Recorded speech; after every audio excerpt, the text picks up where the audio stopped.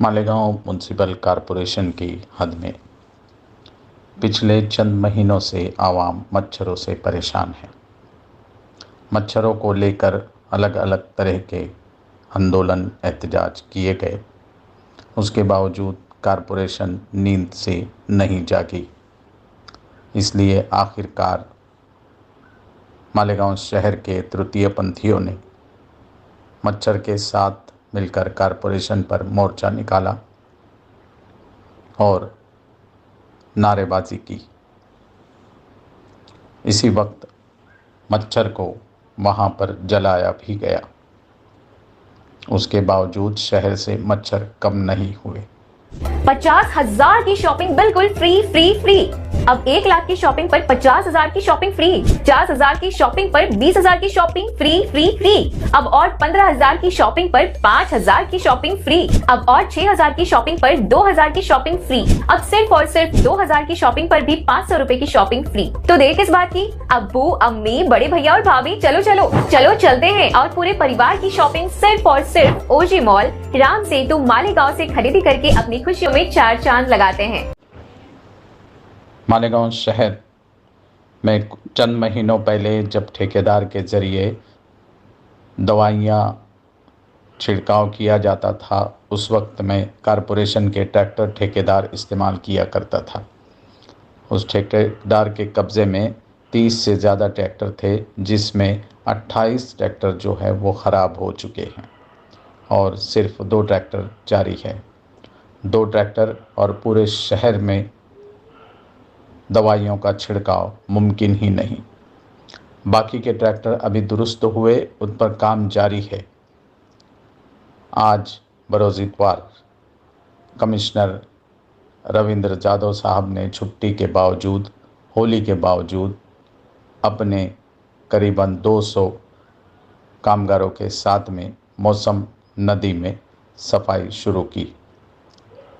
कहीं जेसीबी, कहीं पर मज़दूर और कहीं पर खुद वो खड़े थे जहां निगरानी रख रहे थे और साफ सफाई करवा रहे थे। उनके आज के दिन के काम को लेकर सोशल मीडिया पर उनकी तारीफ भी हो रही है। वहीं दूसरी तरफ लोग उन तस्वीरों को देखकर एक सवाल भी उठा रहे हैं कि पानी में से निकलता हुआ वो जो झाग है वो केमिकल का झाग है। ये केमिकल की फैक्ट्री किस इलाके में चलती है ये सबको पता है। उसका सीधा पानी नदी में छोड़ दिया जाता है। खून आलूद पानी की शिकायत तो आम है, जिसकी वजह से पूरी नदी ख़राब हो चुकी है और नदी में मच्छर बहुत ज़्यादा है। कहा जाता है कि मच्छरों की पैदावार करने वाली ये नदी है, मच्छरों की फैक्ट्री ये नदी है, इसलिए इसका साफ़ होना बहुत ज़रूरी है। अब तक करोड़ों रुपए हमने खर्च कर दिए मगर कोई असर नहीं हुआ। शहर से कचरा उठाने का ठेका दिया गया, कचरा डिपो तक कचरा पहुंचाने के लिए ठेका दिया गया, मगर कोई फ़ायदा नहीं हुआ। सब लोग करोड़ों रुपए का बिल निकाल लेते हैं मगर मालेगांव शहर के मच्छर ख़त्म नहीं होते, ना ही गंदगी ख़त्म होती है।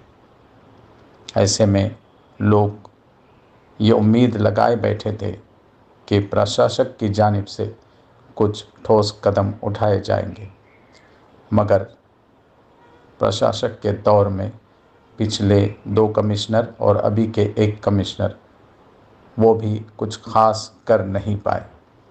इसलिए आवाम अब चाहती है कि कोई अच्छा ऑफिसर या कोई ठोस कदम इसके बारे में उठाया जाए, ताकि मच्छरों से, गंदगी से आवाम को नजात मिले।